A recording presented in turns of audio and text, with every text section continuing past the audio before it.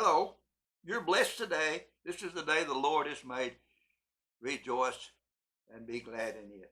Got a little thought I want to bring to you. It'll take me probably 7 or 8 minutes to bring it, but looking in the scriptures in the book of Joshua over there, where the Bible declares that tells Joshua that Moses is dead, his servant is dead. Now, God has said, Joshua, all these people are in your hands. Paraphrasing a little bit. I want you to lead them over only into the promised land. So I imagine Joshua, as a little kid, grew up under the hand of Moses, and Joshua loved the Lord, I'm sure, with probably all of his heart, wanted to do what God wanted him to do, but I'm probably all at once that hit him probably in the face. I'm paraphrasing a little bit, like any other person that would, and think with himself, God, now I don't know whether I can do this or not. The Bible didn't say that, but I'm paraphrasing. I don't know whether I can do this thing or not. But nevertheless, here's what the Lord would come back and say to Joshua. In the 7th verse, he says, only be thou strong and very courageous, that thou mayest observe and to do according to all the law which Moses, my servant, commanded thee.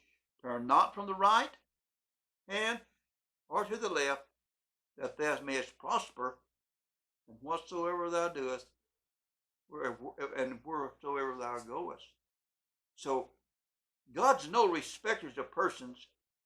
And if you and I are into something that we feel like God's put us here, and we don't know whether we can handle this or not, whether we are capable of doing this or not. And God never chooses people that are well educated and ready to do it. He picks those that He knows that He uses those that needs to lean upon Him. Those that do not depend on their own intellect or their own ability or education or finances or something. He chooses people that would depend upon Him. So I look at this here now as Joshua reaching out and having to depend upon God, because he said, Lord, this is a task that's just about too big for me. But then the Lord goes on and tells him again, this book of the law shall not depart out of thy mouth, but thou shalt meditate therein day and night, thou that observest to do according to all that is written therein for them. Thou shalt make thy way prosperous, and then thou shalt have good success.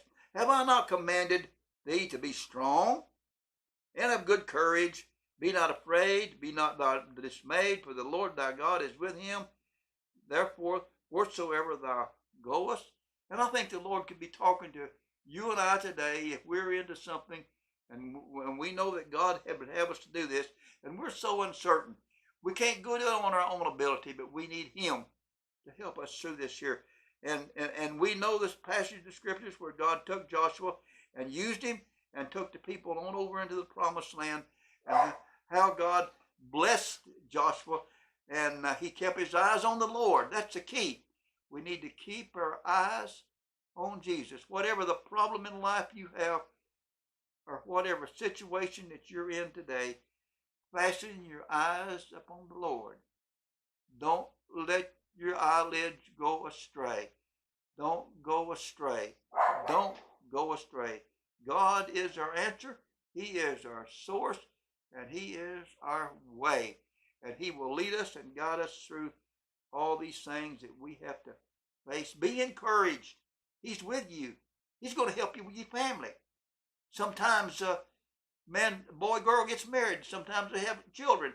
And mama don't know how to, she's never had no children. She needs to lean upon the Lord to be able to have guidance of the Lord, to be able to teach her children the right way. And on dad's shoulder, it falls a great responsibility for mama and the other 2 or 3 kids that may have house payments and house car rent and all the insurances and all these things that man's got to face. Well, be encouraged. Look to the Lord. He will provide for you. He will make that way just like He did for Joshua there. He provided and made a way for him. All right. If this ministered to you at all, hit the subscribe button. Ring the bell. Won't cost you nothing. And we'll be blessed on this end knowing somebody listening to some of the part of the word of the Lord. All right, be blessed. We're gone.